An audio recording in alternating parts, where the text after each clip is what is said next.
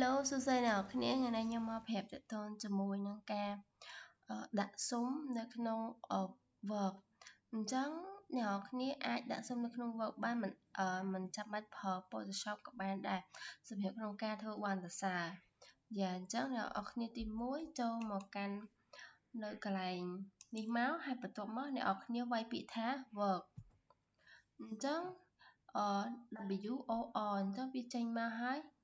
គឺបែបនេះអ្នកនរគ្នាចុចលើនឹងមួយមកបន្ទាប់មកអ្នកនរគ្នាចុចពាក្យថា back document ចុចលើនឹងមួយទៀតមកបន្ទាប់ពីនឹងមកឥឡូវហ្នឹងกระดาษខ្ញុំប្រឈរខ្ញុំចង់ឲ្យកระดาษខ្ញុំវាប្តេកអ្នកនរគ្នាអញ្ចឹងខ្ញុំចូលពាក្យថា layout បន្ទាប់ពីចូល layout ហើយអ្នកនរគ្នាឃើញរបៀបដូចស្លឹកឈរមួយប្តេកមួយអញ្ចឹងអ្នកនរគ្នាចុចលើនឹងមួយមកបន្ទាប់មកអ្នកនរគ្នាយកខាងក្រោមកระดาษប្តេកនេះតើមកវានឹងចេញប្តីឲ្យអ្នកនរគ្នាអញ្ចឹងបន្ទាប់មកអ្នកនរគ្នាចូលពាក្យថា design ប៉ុន្តែកន្លែងនេះខ្ញុំបញ្ជាក់បន្តិចអ្នកនរគ្នាសម្រាប់ background សូមអ្នកនរគ្នាអាចនឹង download ទុកហើយទៅហើយអ្នកនរគ្នាទៅយកបានហ្នឹងហើយអញ្ចឹងបន្ទាប់មក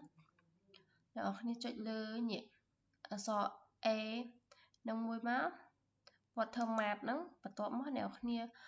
scroll មកខាងក្រោមនេះមកឃើញពាក្យថា watermark នេះទៀតហើយអ្នកនរគ្នាចុចលើនឹងមួយមកបន្ទាប់មកអ្នកនរគ្នាចុចពាក្យលើ watermark នេះទៀតហើយបន្ទាប់មកអ្នកនរគ្នាចុចពាក្យថា select picture អ្នកនរគ្នាចុចលើនឹងមួយមកបន្ទាប់មកអ្នកនរគ្នាចុចលើពាក្យថា file ដល់កន្លែងនេះគឺខ្ញុំចង់ប្រាប់អ្នកនរគ្នាថាសូមខ្ញុំបាន download ពី Google យកមកដាក់នៅក្នុង download អញ្ចឹងខ្ញុំចុចវាហើយបន្ទាប់មកខ្ញុំចុចពាក្យថា insert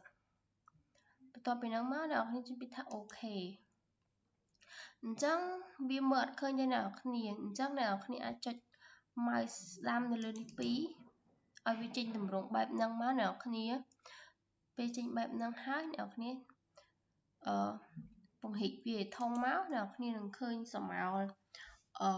background ស៊ុំហ្នឹងហើយអញ្ចឹងអ្នកនរគ្នាចុចលើនឹងមួយមកបន្ទាប់មកវានឹងលោតពាក្យនេះមកមួយទៀតpicture format នេះហ្នឹងអ្នកនរគ្នាចុចលើនឹងមួយមកបន្ទាប់មកអ្នកនរគ្នាចុចកន្លែងវងមូលនេះសហើយមានខ្មៅមួយចំហៀងបន្ទាប់ពីហ្នឹងហើយអ្នកនរគ្នាចុចលើនឹងហើយយកពាក្យថា normal ធម្មតាបន្ទាប់មកអ្នកនរគ្នាចុចកន្លែងពលឺព្រះអាទិត្យនេះមួយមកបន្ទាប់មកអ្នកនរគ្នាចុចពាក្យថា normal អញ្ចឹងសូមឲ្យយើងបានឃើញហើយអ្នកនរគ្នាឃើញអត់អញ្ចឹងអ្នកនរគ្នាអាចប្រើប្រាស់វាបានទៅសេអក្សរលើនឹងបានហើយនេះសម្រាប់ក្នុងការពង្រីកពង្រួញឲ្យវាធំឬក៏ទូចតាមទំហំអ្នកនរគ្នាចង់បានអញ្ចឹងសម្រាប់វីដេអូខ្ញុំមានតែប៉ុណ្្នឹងទេអ្នកនរគ្នាសូមអរគុណ